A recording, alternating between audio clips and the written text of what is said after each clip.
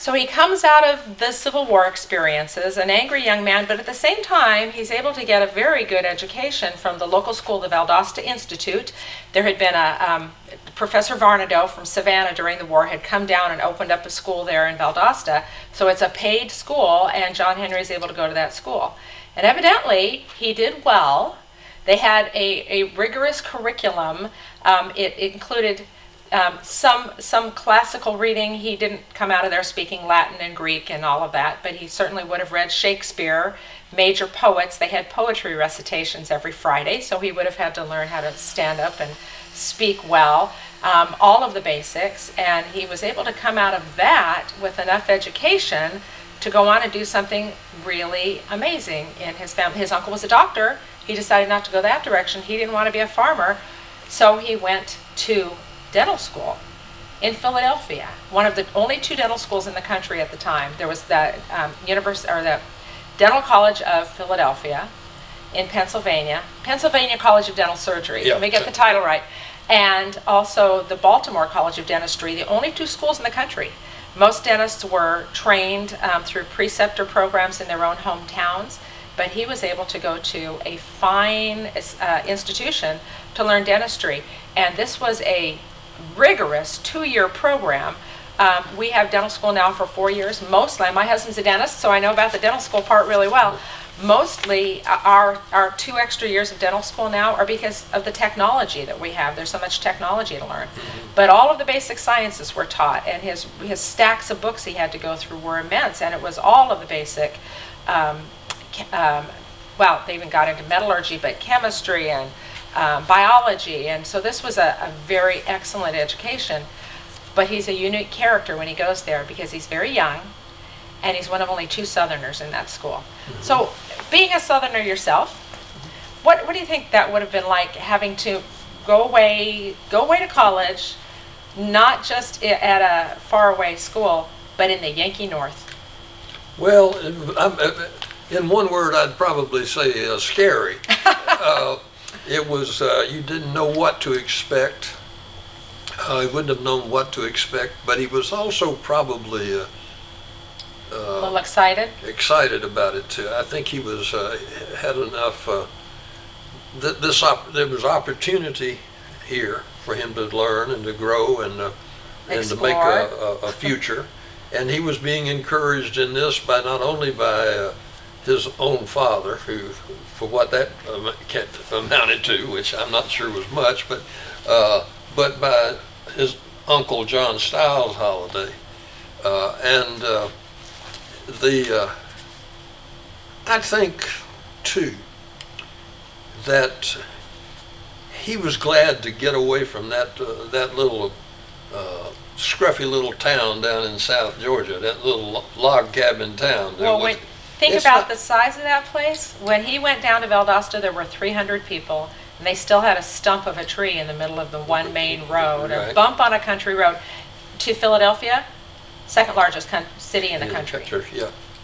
So this was something, and that introduced him to other things. I'm sure that they had very rigorous control of their students at the College of Dental Surgery, but there were also, he had to have a place to live, and he had to have, and there were temptations. So many opportunities. So many opportunities and temptations in Philadelphia that, and I suspect that he tried most of them. It would be surprising for a young man to not explore what things were available in Philadelphia. He had a challenge when he graduated after 2 years, in that he was about 5 months shy of being able to practice dentistry in Georgia.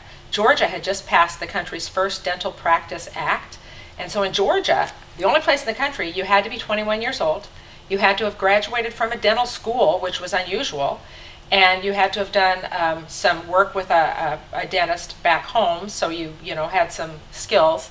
And he wasn't old enough to practice dentistry yet after getting this fine education. So it appears that he went off with one of his classmates, a boy by the name of, they pronounced it Fox, Jameson Fox, went with his classmate Jameson Fox, also newly graduated, to Jameson's hometown in St. Louis, Missouri. We're going west. We're going west. And what's fascinating to me is that when he gets to St. Louis, Wild West's show, the Wild West shows are in town.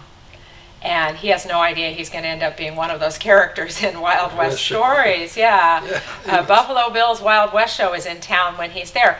But according to somebody he would meet later, there's also a connection he first made there in St. Louis as he arrives as a newly graduated, young, 20-year-old, still having fun exploring the world young man. There's a girl he meets, supposedly, in St. Louis. You want to tell us about her? Oh. Yeah, this is an interesting thing. He meets the woman who is generally referred to as Kate Fisher or Kate Elder. But she was actually Mary Catherine, is it Mary Catherine? Mm-hmm. Mary Catherine Haroni. Her father was a Hungarian immigrant, and unlike some people have argued, he did not come first to Mexico and serve under. Never happened. That never happened. Served with Emperor Maximilian in Mexico. He was not a doctor for Maximilian. That's a story made up by one of our favorite Western fabricators. Yeah. He was a doctor, and he moved to up the Mississippi River to in Davenport, Iowa. And so, but she didn't stick around in Davenport, evidently. No, she decided to leave. In fact, there's a photograph of two of the sisters, and most people say that Kate was one of them, but I believe it's the two younger sisters. I think it's her two younger sisters but also. She went to St. Louis, which is just down the river from Davenport, and it's the big city. And so she's also kind of a rebellious-minded young person. Yes, and it's hard to get a handle on just how she drifted into the way of life that she did, but I suspect it has to do with the fact that there weren't that many opportunities for young women. Right. And she didn't have a lot of money because she left before there was no money to be had. 16 or something. Yeah, she's 16, and her father's estate had not been really settled at that point, so she wouldn't have had a bundle of cash to carry with her. So we don't actually know what she was doing in St. Louis. We don't. But we get this story from her, because in her later years, she talks about how she first met John Henry Holliday in St. Louis. And when we first read that story from her, we didn't read it when it first came out because we weren't even alive then. But when she wrote that story, people really disregarded it because everybody knew he'd never been in St. Louis. But then when you find out about his college years and his roommate, Jameson Fox, who was from St. Louis, and you find where he practiced in St. Louis, which was on 4th Street, near the Planters House Hotel in St. Louis, very specific place where Jameson Fox lived and practiced. And Kate, in her later reminiscences, says that she met John Henry when he was practicing dentistry on 4th Street, near the Planters House Hotel. She nailed the location, which was where his classmate actually practiced. Yes. So all we know is that it fits into the timeline of his life. Absolutely. Yeah, and so he could very well have been there and have met her just as that said, but we don't. But then it was done and it's gone, and he goes back to Atlanta or back to Georgia to practice dentistry, and he has the great good fortune when he finally turns 21 of being able to step in and work briefly for Dr. Ford, who was the president of the Georgia Dental Association. So that's a very auspicious beginning for this young man, and so he practiced there briefly for Dr. Ford. It's noted in the local Atlanta papers. And then we believe also may have practiced down in Griffin in his hometown. Yes. So for a short period of time, we believe that he lived with his Holliday relatives in Atlanta. His name shows up in some various, maybe even on there's a hotel register that has his name. So would you like to add anything more to that on his brief remaining time in Georgia? I think that that this whole period is kind of critical. And one of the, I don't trust much that Kate says, but there are some things that she says that Doc's grandmother died. Well, that wasn't it. She was long dead. It was, but there was an estate that would remain to be settled. Right. There were elements of what she said that makes that and are true to the record. Right. But so he moves back to Atlanta, and when he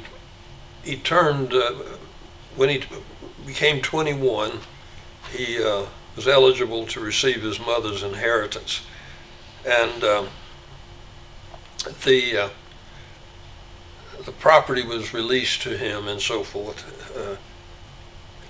I think actually the transfer was in Valdosta.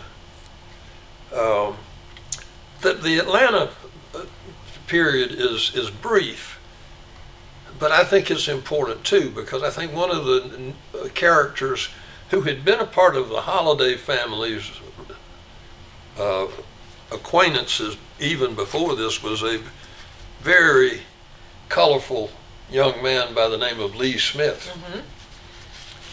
And you may find this interesting from the standpoint of your connection to Gone with the Wind. Lee Smith is there's a character in Gone with the Wind named Philippe Robillard. Yes. Who's not in the movie, but it's Scarlett's mother's first love. Yes. Her cousin, who is her first love. Yeah. And he has all of the characteristics of John Henry Holliday.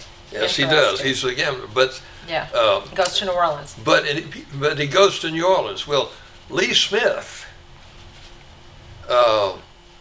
came home from the Civil War, and he ended up staying there briefly. He'd already been into some trouble, but he takes off and he goes to New Orleans, and then he takes a job. He gets an appointment to be the mail clerk on a ship going that sails between New Orleans and Central America.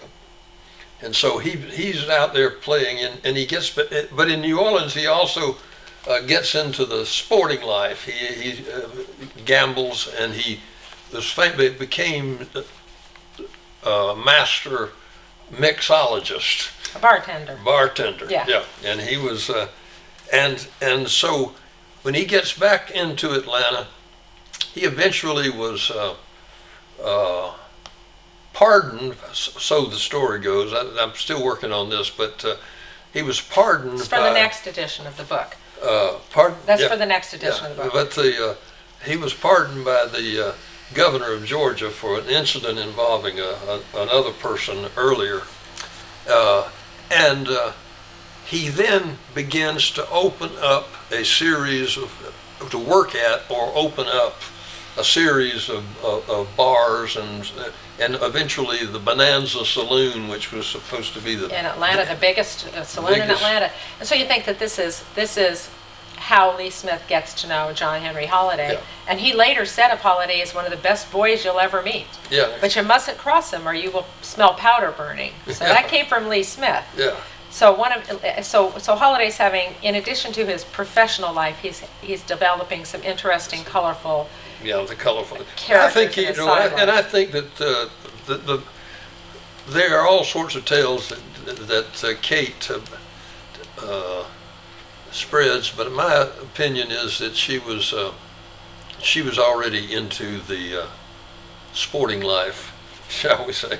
I think that she was already working as a prostitute. And she may have been, and I'm not going to malign her name because we don't know that for sure. But part of his colorful West that's to come, but now he's back in Georgia, and it looks like things are going to go well for him in dental practice. He owns a building in Griffin.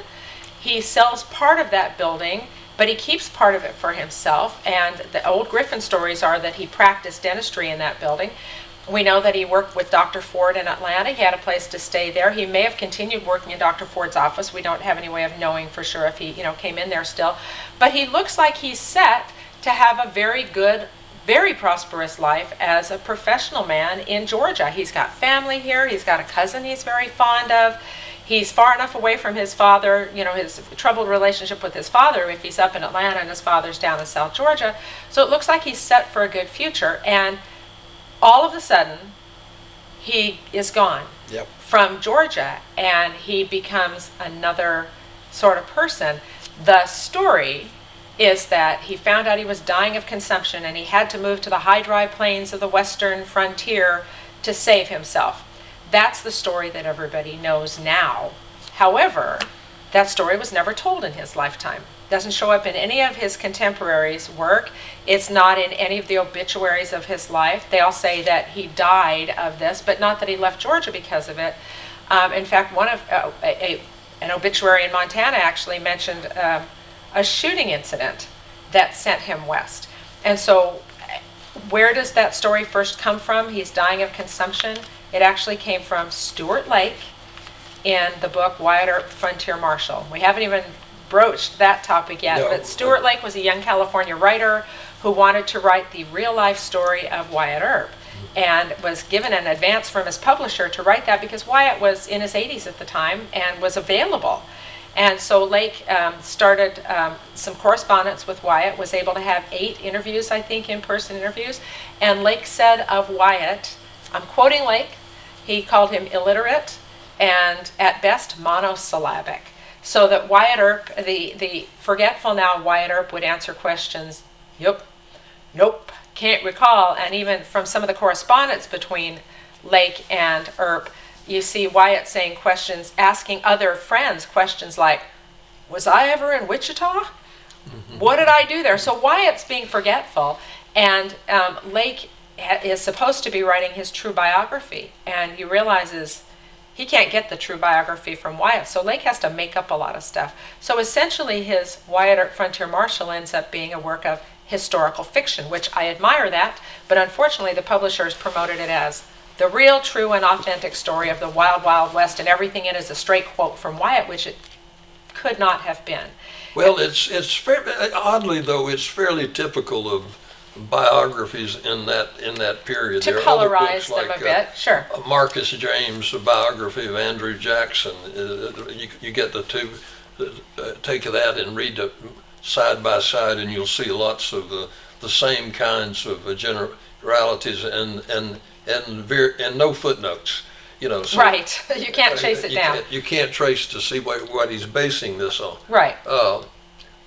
Lake is rather, he is clearly bothered by Doc, because Doc is kind of he's kind of a blot on the image of Wyatt Earp that he wants to.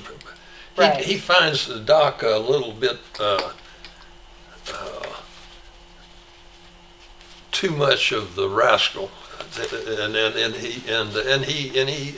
a killer. And he doesn't want Wyatt to have that. And he doesn't want to blemish this character he's creating for Wyatt. The character he's creating with. Right. And that's a significant portion of the story there. But I think that when it's interesting that things happen so quickly when Doc decides to go west. And because, for example, Francisco Hidalgo died on January the 13th, 1873. And John Henry evidently was very likely there because he was in Griffin that same day. He was in Griffin that day. Signing paperwork. And he and probably Francisco passed there close to Griffin. People need to know it's right there. He probably settled his property. The property for because it's on the property for Francisco. And on the 14th, the next day after Francisco died, he sold the rest of his property in Griffin. Right, and let's clarify that. Francisco lived in Jenkinsburg, which is just it's a short horse ride away from Griffin. It's right there in the same area, and that was actually his funeral date. So the day after Francisco's funeral, John Henry is right there in Griffin, so he's right in the same area, selling off his property, selling off the remaining piece of his own inheritance property. So we're guessing that he was there at the funeral, and his father certainly would have been at the funeral. This was his, sort of adopted son he'd brought in. And so all of these things happening at one time, there's a lot going on in the family. And let's mention, too, that just a few months earlier, his uncle, Robert Kennedy Holliday, had died of pneumonia. Yes. So there are deaths in the family. There's cataclysms going on all around him. It's also interesting that during this time when they're talking about Doc going west for consumption, that an article appears in the Griffin newspaper, written by somebody from Hamilton County, which is where his uncles live in Florida. Florida, talking about the spas in Hamilton County. Exactly.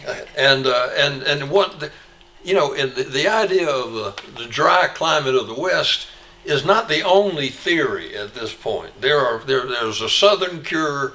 There's a well, exactly. Georgia was famous for its spas that were for consumption. And if you're from Georgia, you know the names of the places. There was Sandy Springs and Powder Springs and Indian Springs. These are cities now, but they were mineral resorts for consumptives, and as well as in Florida. So if you were dying of consumption, you did not have to go to the high, dry plains. And the other part about that is Dallas, Texas, where he went to, was not the high, dry plains. No, it's kind of like Georgia. Yes, Dallas is low and it's humid. And the year that he went, it had been shut down by a yellow fever epidemic. Famous in the papers. So, the going west for consumption, it doesn't add up with the facts. And again, the very first time it ever appears is in Lake's book. Now, Lake may not have known why he really went west, and so he knew he died of consumption, so let's just make that the reason. It's very dramatic, running west because you're dying, it's very tragic. He may have used it for that purpose, or he may have been covering up another story, a story told by Bat Masterson, which, again, doesn't add with the character he's trying to create of a pal for Wyatt Earp, because this story is about a shooting as Doc Holliday's reason for going west. Shooting that happened down in South Georgia on the Withlacoochee River. Would you like to make a comment on that? Well, it's a very interesting story, but it illustrates what I think happened at this point. Is that after he sold his property in Griffin, he went home to Valdosta, and that he and spent a good deal of time with the Mackey brothers, especially Tom, his favorite uncle, who has property there along the Withlacoochee River, and who had property on the Withlacoochee River, and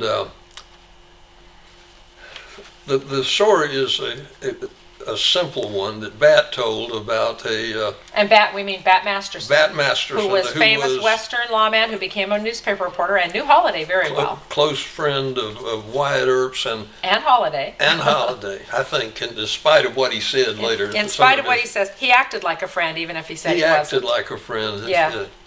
He definitely did. But the answer, so as the story was told, there was a place on the Withlacoochee where a group of the boys, and it was had cleared out as a swimming hole, and that they apparently arrived there one day to find Tom Mackey and John Henry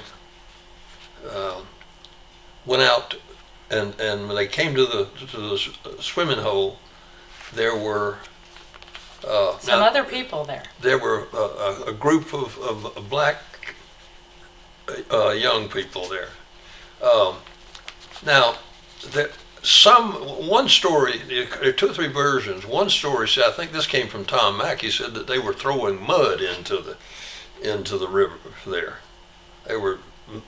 making a mess there, and that John Henry took a whip and went after one of the guys that was smart, that got into an argument with Doc. They told them to get off the property. Get off the property, and then he went. But according to Tom, he went and got a shotgun and came back and peppered John Henry with a few bird shot. That's going to get a rise out of John Henry. And John Henry then goes and gets a gun and shoots. And the family says he shot over their heads. They shot over their heads. But they never denied this. They had the opportunity to say, oh, no. He didn't shoot at anybody. He went west because he was dying of consumption, and they didn't. They did not make a denial. And with Tom Mackey, Clyde White, Clyde Mackey White, another cousin, said that the idea was that Tom always insisted that Doc fired over their heads and that he didn't shoot anybody. However, but I want you to consider the fact that, in fact, if he shot someone and killed them, Tom would have been party to this. Would have been complicit as well. Exactly. So you can't expect Tom Mackey to be saying later, "Oh, I shot it.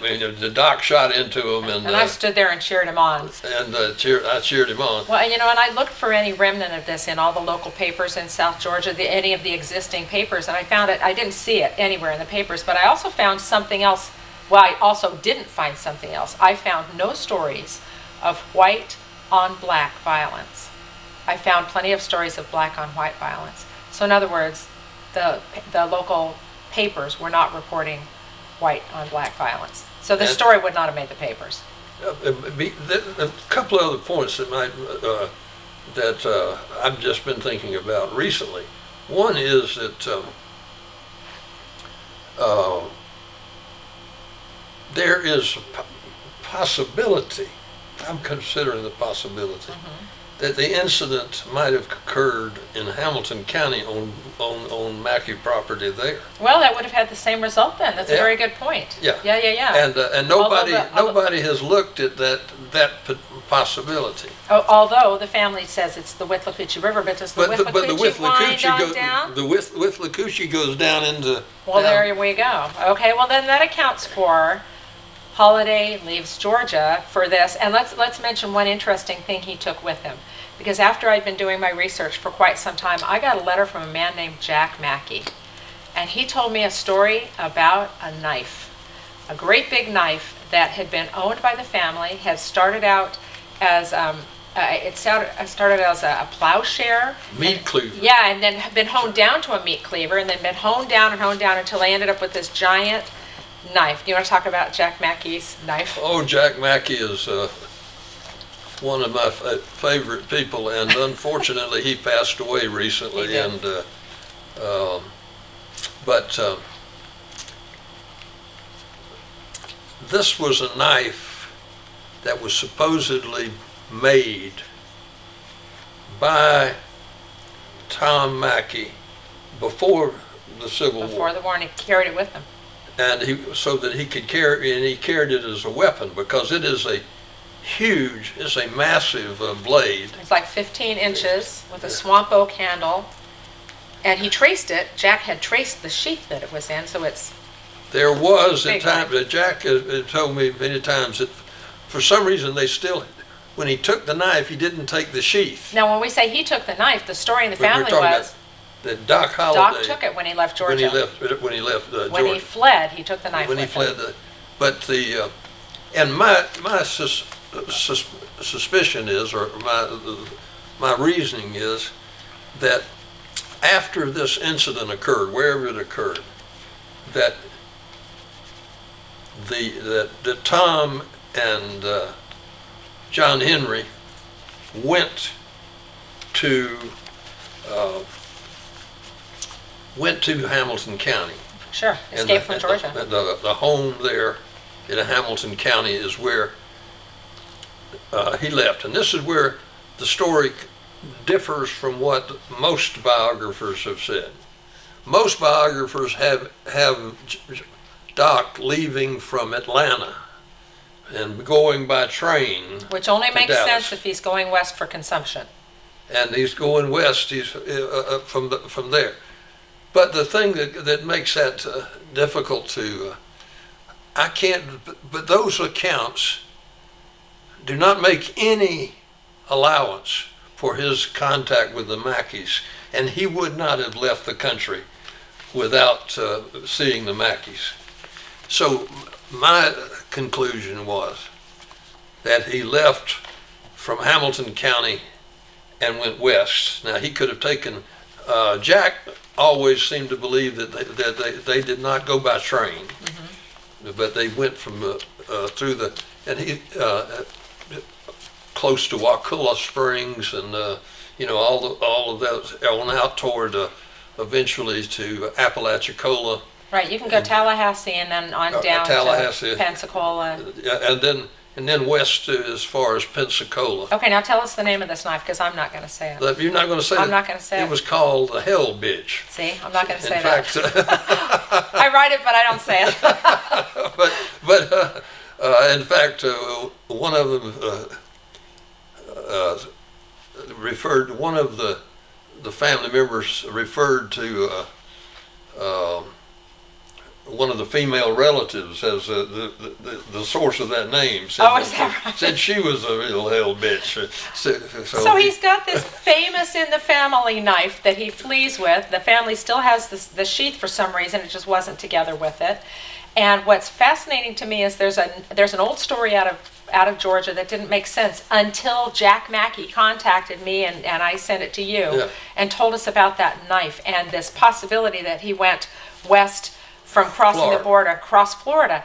There was an old antique dealer out of Waycross, Georgia, who had come across or been given, there was an old woman in the town who had passed away, and the things in her attic were given to this antique dealer. And amongst those things was a big trunk, and it had just junk in it, something that looked like it might have been part of a grave marker at one time, and some letters that were postmarked Pensacola and had the name of John Henry Holliday on them. And so this antique dealer recognized Holliday's name, but he said, Pensacola, not Doc Holliday, surely, and he tossed him out. And so after that, we find the very real possibility that he went west right through that route and from Pensacola. And in Pensacola, it's so easy. You grab a ship and sail off to Texas, and you come in through the second largest port in the country, which was Galveston, Texas. Yep. And then he's got more family, more Mackeys up there. Should we take? He goes and visits, but he's also. I think by this time John Henry had made contact with John Stiles, and because he's also, there seems to be some manipulations of the best place for him to go is Dallas. And so this is going to be the next part of our story. Okay. Now, why Doc Holliday went west, and the next is Doc Holliday goes west to Texas.